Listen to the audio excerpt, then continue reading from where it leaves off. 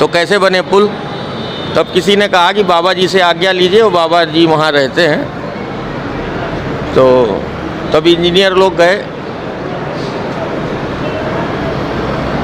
तो इंजीनियर लोगों ने से बाबा ने कहा कि हनुमान जी के यहाँ पे स्थापना करोगे तभी यहाँ पे पुल बनेगा, नहीं तो बनेगा नहीं। तो द्वारा ही स्थापित है मंदिर, इसलिए नीम करौरी बाबा की हाथों से ही ये मंदिर स्थापित है, उन्हीं के द्वारा ये विग्रह स्थापित है। हनुमान जी का जो है, जो सीना चीरे हैं हनुमान जी, रामलला, राम और सीता दिखाई पड़ते हैं। इस विग्रह में इतना आकर्षण है कि आप इसको एक टक देखेंगे तो हनुमान जी बात करते हुए आपसे लगेंगे कि हनुमान जी बोल रहे हैं। ऐसा कहा जाता है कि जब कोई भक्त काफ़ी दुख में होता है, परेशान होता है, लेकिन दर्शन का अभिलाषी भी होता है और हनुमान जी तक पहुंच नहीं पाता, उनसे दूर होता है, तो वो दूर से ही हनुमान जी तक एक चिट्ठी पहुंचाता है। यानी उस चिट्ठी में वो अपनी दुख और समस्याओं को लिखता है और उस चिट्ठी को यहाँ के पुजारी जी के माध्यम से हनुमान जी तक पहुँचाया जाता है और हनुमान जी उन सभी पीड़ाओं, उन सभी समस्याओं का निवारण स्वयं कर देते हैं। तो आइए ले चलते हैं हम आपको और दिखाते हैं ये अद्भुत मंदिर।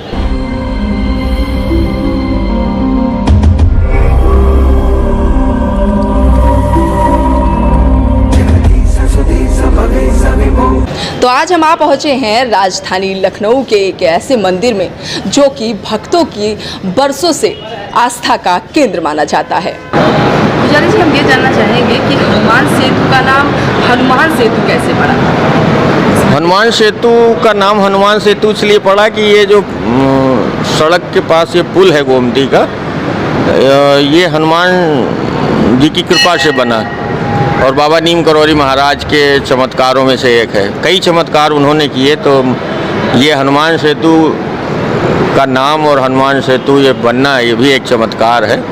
गोमती नदी में ये पुल बन नहीं रहा था, तो बीच में पहले यूनिवर्सिटी के बीच से रोड थी, तो नया जब उन्होंने नक्शा गवर्नमेंट ने बनाया तो ये रोड यहाँ से निकालनी थी, उसके लिए पुल नया बनाना था।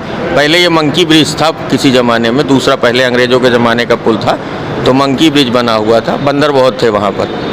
नया पुल गवर्नमेंट ने बनाने का प्रयास किया तो गोमती में पिलर जो है रुक नहीं रहे थे, धंस जाते थे। इंजीनियर बड़े परेशान थे, क्या रहस्य है, उनको कुछ समझ में नहीं आ रहा था। एक बार लगावे पिलर तो वो धंस जाए, दूसरी जगह लगावे वो धंस जाए, रुकता ही नहीं था, पिलर नहीं रुकता था पुल। तो कैसे बने पुल। तब किसी ने कहा कि बाबा जी से आज्ञा लीजिए, वो बाबा जी वहाँ रहते हैं। तो तब इंजीनियर लोग गए, तो इंजीनियर लोगों ने से बाबा ने कहा कि हनुमान जी के यहाँ पे स्थापना करोगे तभी यहाँ पे पुल बनेगा, नहीं तो बनेगा नहीं तुम्हारा।